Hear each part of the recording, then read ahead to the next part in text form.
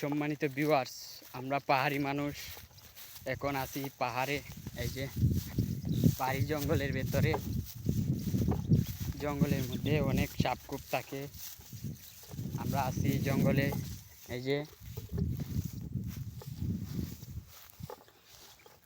এখানে জঙ্গল থাকার কারণে মানুষ ঘাস নিতে পারে না, গরুকে ঘাস খাওয়াতে পারে না। এখানে ঘাসের টলবলো। সম্মানিত ভিউয়ার্স, আপনারা দেখতে পারতেছেন ঘাসের টলবলো, কিন্তু এখান থেকে ঘাস কেউ নিতে পারে না।